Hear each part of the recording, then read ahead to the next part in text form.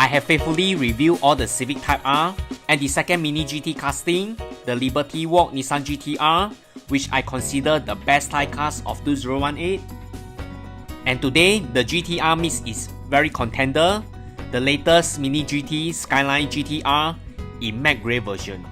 I was like, wow, this Skyline really amazed me when it's out of the box. I couldn't help it but post a sneak preview on my Instagram, and now here it is, the sick GTR that's done by Mini GT. Yes, I'm also very impressed by the Pandem Toyota 86 initial model, but this Mini GT Liberty Walk GTR really impressed me.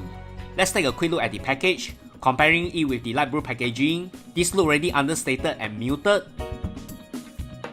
But once the casting is out from the box, it looks really amazing. In fact, after looking at so many amazing Liberty Walk custom on Instagram, done by many talented customizers, it makes me feel that I'm holding a very well made custom GTR.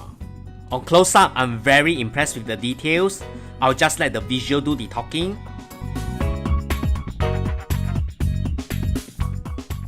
And what makes this stand out more than the light blue version is the rear spoiler that is accurately represented in 1:64. And the rear looks amazing. It shares the same wheel set as the light blue version, and it comes with elastic side mirror that I feel is a very smart move.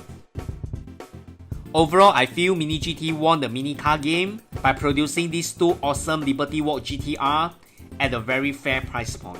I have seen praises for the light blue version, but now with the matte grey version, who will stand out more, the light blue or the matte grey? Please share your thoughts in the comment section.